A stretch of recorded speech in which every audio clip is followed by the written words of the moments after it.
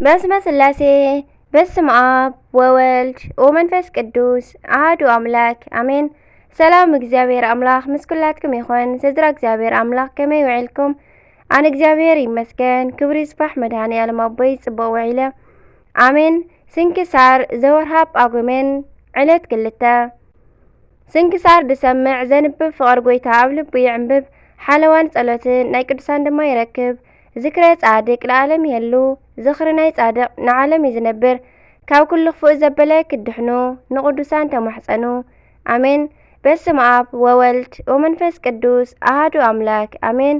ወላዲተ አምላክ አንደበት ክንኒ ቅድስት ቲቶ ሐዋርያ ጳጉሜን 2 በዛ መዓልቲ እዚኣ ሐዋርያ ጳውሎስ መልእኽቱ ዝጽሓፈሉ ቅድስት ቲቶ ሐዋርያ አዕረፈ። ነዚ ቅዱስ ድማ ካብ ሃገረ ቀርጤስ እዩ። ንሱ ድማ ካብ ወገን ዮናናውያን ንዝኾነ መኮንን እቲ ሃገር ወዲ ሓፍቲ ነበረ። ካብ ብንእሱ ድማ ትምህርቱን ጥበብን ዮናናውያን ተምሃረ። ኣዝዩ ፈላጥ ብጠባዩ ቅኑዕን ብስርሑ ሰናይ ኮነ። ንነዳያንን ንድኻታትን ንዝተጸገሙን ምርሕራሕ እውን ይፈቱ ነበረ።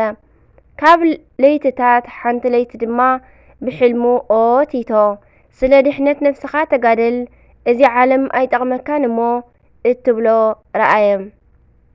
ከሎ ረአየ እሞ ካብ ድቃሱ ምስ ነቕሐ ድማ ድንጉጽ ኮነ። እንታይ ከም ዝገብር ድማ ይፈልጥን ነበረ።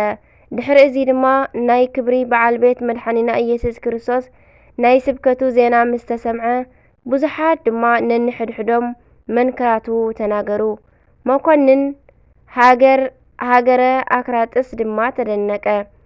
ሓቂ ምዃኑን ወይ ዘይምዃኑን ወይ ምትሓትን ስራይን ዘይምዃኑ ክፈልጥ ደለየ። ዝልእኾ ፈላጥ ሰብ ድማ ደለየ እሞ ንወዲ ሓፍቱ ንቅዱስ ቲቶ ሐዋርያ ድማ ሓረዮ። ካብኡ ዝሓይሽ የለን እሞ ክልእኾ እንከለ ድማ ብዕምቆትን ብስፍሓትን ተጠንቂቑ ምርመራ ንኽገብር ለኣኾ ተዛረቡ ማለት እዩ።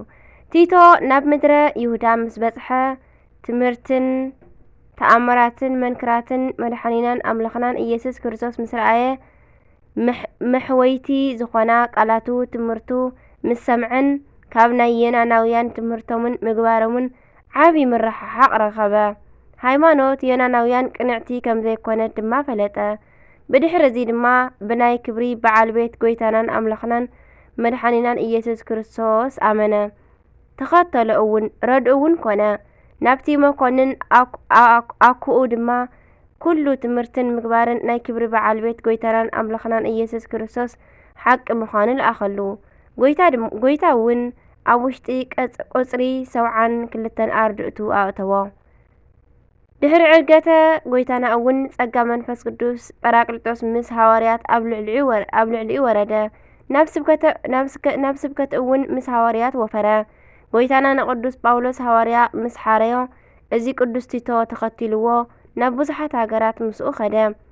ቅዱስ ጳውሎስ ኣብ ሃገረ ሮሜ ሰማዕት ምስ ኮነ ድማ ናብ አክራጥስ ተመሊሱ ኣብ አክራጥስን ኣብ ዙርያኣ ኣብ ዘለዉ ዓድታትን ንህዝቢ ኣምሂሩ ኣጥሚቑ ኣብያተ ክርስቲያናት ሃነጸ። ካህናትን ዲያቆናትን እውን ሸመሎም። ነዚ ሐዋርያዊት ገድሉ ምስ ፈጸመ ድማ ናብቲ ዘፍቅሮ እግዚአብሔር ፈለሰ። ንእግዚአብሔር ምስጋና ይኹኖ። ንዓና እውን ብጸሎት እዚ ሐዋርያ ይምሓረና። በረኸቱ እውን ምስ ኩላትና ትኹን ንዘለዓለም ዓለም አሜን። አርኬ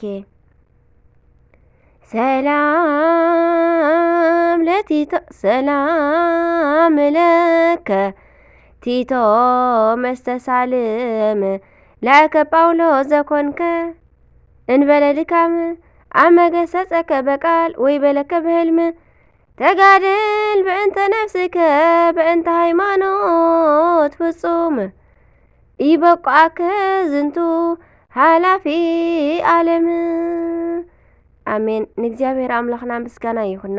ንዓና እውን ብጸሎት ቅዱሳኑ ይምሓረና ንዘለዓለም ዓለም አሜን። ወዘወርሃ ጳጉሜን ዝውዕሉ ዓመታዊ ቅዱሳን በዓላት ናይ ቅዱሳን በዓላት ቅዱስ ቲቶ ሐዋርያ እዩ። ወርሓዊ በዓላት ግን የለን ማለት ጳጉሜን ስለ ዝኾነ ወርሓዊ በዓላት የብሉን ማለት እዩ። ኣሜን። ስንክሳር ዝሰምዕ ዘንብብ ፍቕሪ ጎይታ ኣብ ልቡ ይዕንብብ፣ ሓለዋን ጸሎትን ናይ ቅዱሳን ድማ ይረክብ። ዝክረ ጻድቅ ለዓለም ይህሉ፣ ዝኽሪ ናይ ጻድቕ ንዓለም እዩ ዝነብር። ካብ ኩሉ ክፉእ ዘበለ ክድሕኑ ንቅዱሳን ተማሕፀኑ። ኣሜን። ዝወደቐ ዝነጠበ ካብ ቃል ካብ ኣናባ ኩሉ ዝወደቐ ብኣፈ ቅዱሳን ትጉሃን መላእክቲ ተኣርመለይ ካብ ፍቕሪ ቅዱሳን ኣይፍለየና። ኣሜን። አቡነ ዘበሰማያት ይትቀደስ ስምከ ትምጻእ መንግሥትከ ወይኩን ፈቃድከ በከመ በሰማይ ከማሁ በምድር ሲሳየነ ዘለለ ዕለትነ ሀበኒ ምህድግ ለለ አበሳነ ወጀጋየነ ከመ ንሕነኒ ንህድግ ለዘአበሰ ለነ ኢታብአነ እግዚኦ ዘመንሱት አላ ድኅነነ ወባልሐነ እምኩሉ እኩይ መዚአከ ይእቲ መንግሥት ኃይሉ ስብሐት ለዓለማንም አሜን።